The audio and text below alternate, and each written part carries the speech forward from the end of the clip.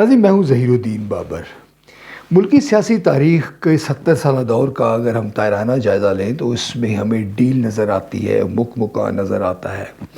اور سیاستدان استعمال ہوتے ہوئے ہمیں دکھائی دیتے ہیں۔ حالیہ دنوں میں میاں نواز شریف صاحب کے حوالے سے ملک کا ہر باخبر شخص جانتا ہے کہ کہیں نہ کہیں کسی نہ کسی شکل میں ان کی ڈیل ہوئی ہے اور وہ ایک بار پھر یعنی چوتھی مرتبہ وزارت عظمیٰ کے منصب پر فائز ہونے جا رہے ہیں۔ یہ جو اسپیکولیشن ہے، آپ جانتے ہیں کہ سیاست میں اس کو دانستہ طور پر پھیلایا جاتا ہے اور دانستہ طور پر کچھ تاثر دینے کی کوشش کی جاتی ہے۔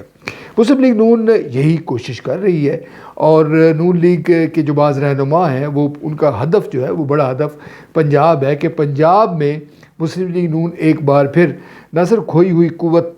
سیاسی قوت حاصل کرے بلکہ پاکستان تحریک انصاف کی کمر توڑ کے رکھ دے اور پاکستان تحریک انصاف جو ہے اس کے حوالے سے جو انتظام کر رکھا گیا ہے یا انتظام یا فیصلہ کر لیا گیا ہے اس کے عین مطابق نون لیگ آگے بڑھے اور روایتی طور پر ایک بار پھر پنجاب کے ساتھ ساتھ وزارت عظمیٰ کے منصب پر بھی فائز ہو جائے۔ یہ جو تھیوری ہے اس کے حوالے سے یقین سے کچھ کہنا مشکل ہے، مگر ہماری جو ملکی تاریخ ہے اگر آپ اس کا جائزہ لیں تو ایسا ہوتا نظر نہیں آ رہا۔ اس کی بہت ساری وجوہات ہیں۔ میاں نواز شریف صاحب نے کبھی بھی آرمی چیف کو ایکسٹینشن دینے کے حوالے سے جب وہ وزارت عظمیٰ کے منصب پر فائز ہوتے ہیں ایسی روایت انہوں نے نہیں ڈالی، اگرچہ جنرل قمر جاوید باجوہ کی جو مدت ملازمت میں توسیع کے حوالے سے انہوں نے مسلم لیگ نون کو کردار ادا کرنے کے حوالے سے کہا، مگر وہ بھی در پردہ۔ مگر اب یہ سوال یہ ہے کہ کیا 16-17 ماہ کی پی ڈی ایم کی جو کارکردگی تھی اور بطور وزیر اعظم شہباز شریف صاحب کی جو پرفارمنس تھی کیا اس کو فراموش کر دیا جائے؟ کیا پنجاب کے لوگ یا ملک کے جو دیگر حصوں میں رہتے ہیں وہ یہ سمجھ لیں کہ اب دودھ اور شہد کی نہریں بہنا شروع ہو جائیں گی؟ یقیناً ایسا نہیں ہو سکتا۔ ایسا امکانات کچھ باخبر حلقے ظاہر کر رہے ہیں کہ نواز شریف صاحب سے ہاتھ ہو سکتا ہے۔ ہاتھ کی جو ٹرم ہے اگر آپ اس کو بغور اس کا جائزہ لیں تو ہاتھ ہونے سے مراد دھوکہ ہو جانا، فراڈ ہو جانا، توقعات پوری نہ ہونا، اگر اس کو کچھ بھی معنی میں آپ استعمال کر سکتے ہیں، مگر یہ جو باخبر لوگ ہیں وہ کہہ رہے ہیں کہ عین وقت پر اور میاں نواز شریف صاحب کے حوالے سے کھیل بدل سکتا ہے۔ یہ جو معاملات ہیں جس کی جو اسپیکولیشن اس وقت یا جو سیاسی تھیوری میں نے آپ کے سامنے پیش کی ہے اس کی جو بنیاد پڑے گی جب میاں نواز شریف صاحب پاکستان لینڈ کر جائیں گے،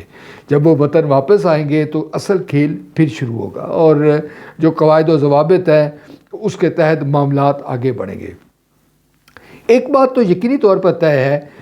کہ جو جہاں دیدہ سیاسی جماعتیں ہیں ان کی کو اقتدار میں لانے کے حوالے سے کوئی خاص حمایت نہیں پائی جاتی۔ نون لیگ کے حوالے سے یقیناً کچھ سافٹ جو جذبات ہیں وہ یقیناً موجود ہیں، مگر اس کو ہم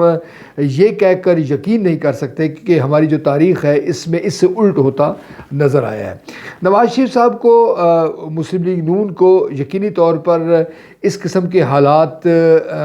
پیدا نہیں کرنے چاہیے جس کے ذریعے میں جو دوسری سیاسی قوتیں ہیں بالخصوص پاکستان پیپلز پارٹی ہے، عوامی نیشنل پارٹی ہے، JUIF ہے، وہ اس پر معترض ہوں۔ یہ بات کسی کو ہضم نہیں ہو رہی اس وقت جو سیاسی ہمارے جو ماہرین ہیں، جو ایکسپرٹس ہیں، کہ نواز شریف صاحب کو یعنی نون لیگ کو ایک بار پھر وزارت عظمیٰ کے منصب پر فائز کر دیا جائے گا اور نواز شریف صاحب یعنی چوتھی مرتبہ وزیر اعظم بن جائیں گے۔ پاکستان کی جو حالات ہیں وہ یقینی طور پر مسلم لیگ نون کے حوالے سے مناسب نہیں ہے۔ جو اس وقت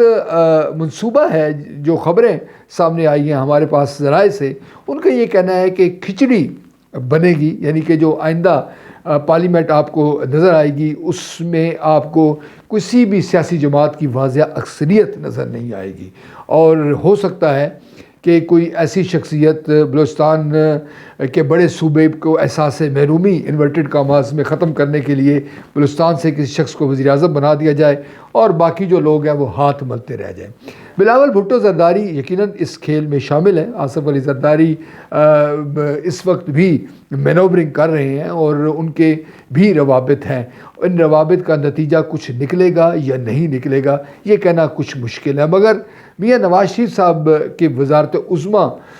کے منصب پر فائز ہونے کے حوالے سے جو اس وقت جو خبریں ہیں وہ کچھ اچھی نہیں آ رہی ہیں، اور جیسے میں نے ابھی ذکر کیا کہ کھیل میاں نواز شریف صاحب کی وطن واپسی یا لینڈ کرنے، ان کا طیارہ جب لینڈ کرے گا پاکستان کی سرزمین کے پر تو اس کے بعد اصل کھیل شروع ہوگا۔